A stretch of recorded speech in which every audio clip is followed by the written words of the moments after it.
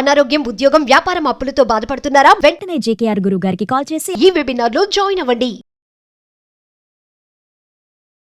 Hi hello నమస్తే, welcome back to Suman TV. ప్రస్తుతం మనతో పాటు ఉన్నారు legendary award winner and analyst, TEDx speaker doctor Nandi Rameshwar Rao గారు. సార్తో మాట్లాడదాం. నమస్తే సార్. నమస్తే.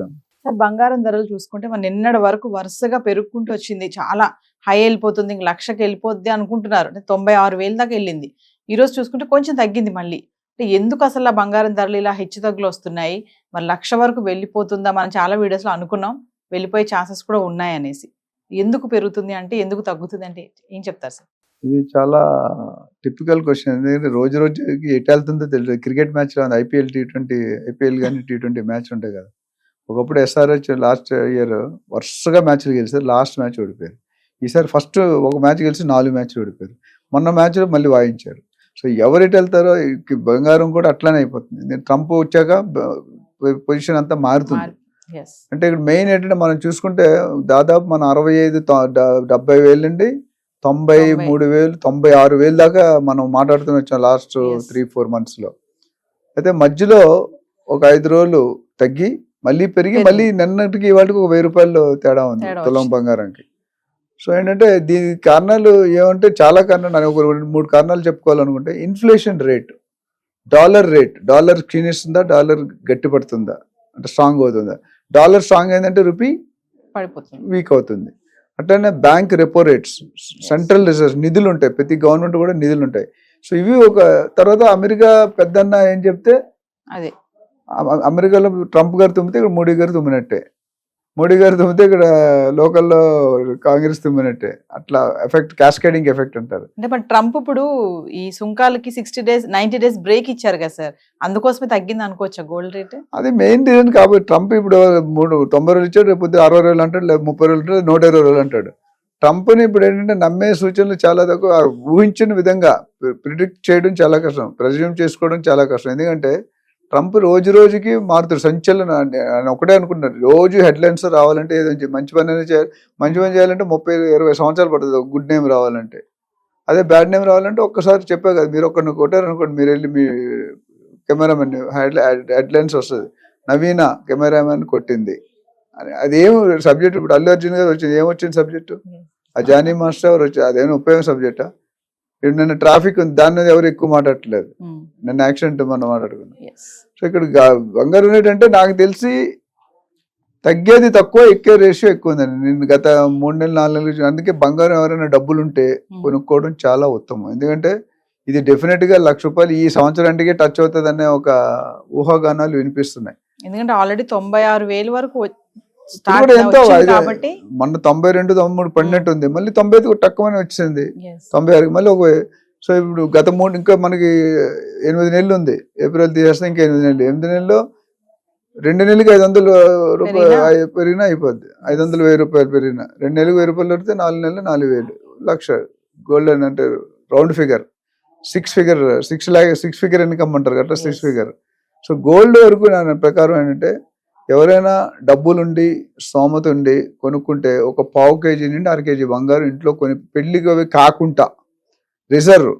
ఎందుకంటే ఒక 1/4 kg 1/2 kg పెట్టుకుంటే ఆల్వేస్ సేఫెస్ట్. ఎందుకంటే ఇమీడియట్ డబ్బులు వచ్చి ఇది ఒకటే, షేర్లో రాదు, స్టాక్లో రాదు, మ్యూచువల్ ఫండ్స్లో రావు, LICలో రావు, అవన్నీ ప్రాసెస్ ఓరియంటెడ్, స్టార్ హెల్త్ ఇవన్నీ. బట్ ఇది ఇప్పుడు ఇచ్చే మరి క్షణం మీకు డబ్బులు వస్తాయి. కాకపోతే అప్పు చేసి కొనుక్కోమని చెప్పను, డబ్బులు ఉంటే మాత్రం కొనుక్కోవడం చాలా బెటర్. వెండి చూసుకుంటే దానికి భిన్నంగా నిలకడగా ఉంది, 1,03,000 ఇప్పుడు 10 రూపాయలు రోజు 10 రూపాయలు 100 రూపాయలు తేడా వస్తుంది.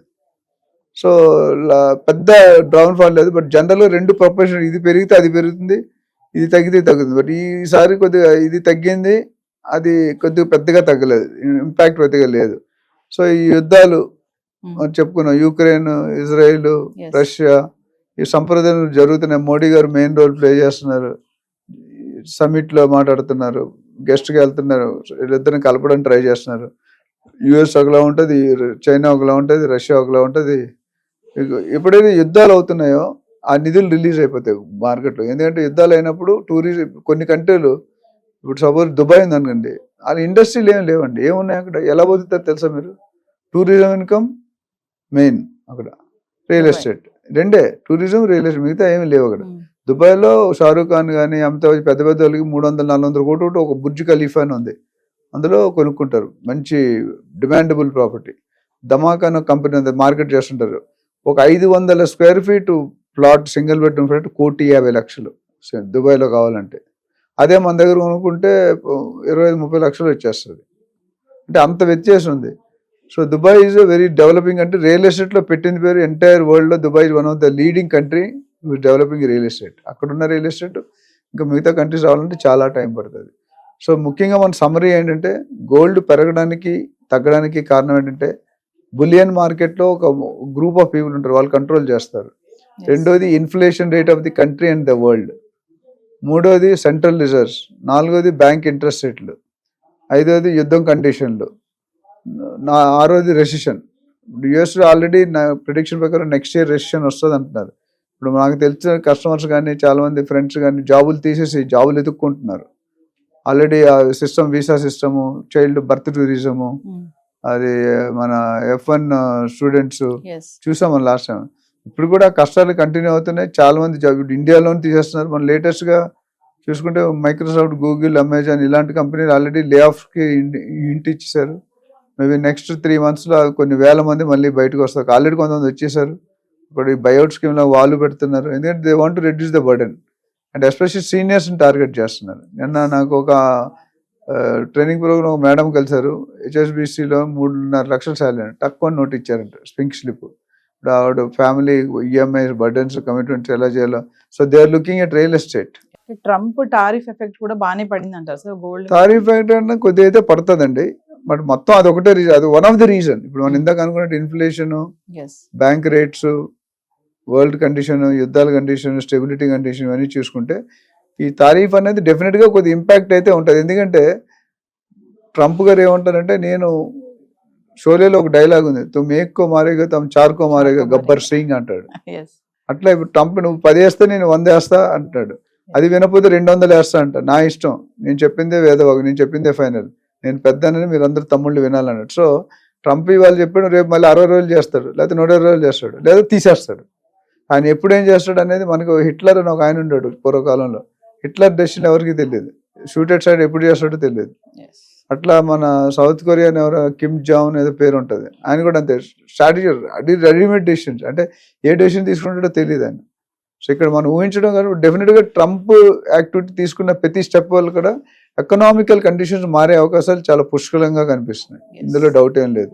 సో ఏదేమైనా 1,00,000 దగ్గరికి అయితే వెళ్ళేటట్టుగానే ఉంది బంగారం. అది నాకు ఎటువంటి డౌట్ ఏం లేదండి. నేను చాలా వీడియో నేను చెప్పేది మీరు చూడండి, 69,000 అప్పుడు స్టార్ట్ చేసాం అన్న, నాకు గుర్తుంటే ఎగ్జాక్ట్ 6 నెలలు 5 నెలలు అవుతుంది.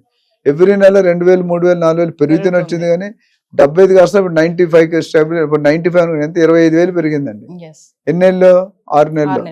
నెలకు 4,000 పెరుగుతుందా అంటే 4-5% లాగా పెరుగుతూనే ఉంది. సో గోల్డ్ ఎప్పుడు కూడా రియల్ ఎస్టేట్, నేనైతే రియల్ ఎస్టేట్ ఫస్ట్ అంటాను, తర్వాత గోల్డ్, తర్వాత స్టాక్ మార్కెట్, తర్వాత ఇంకా మ్యూచువల్ ఫండ్.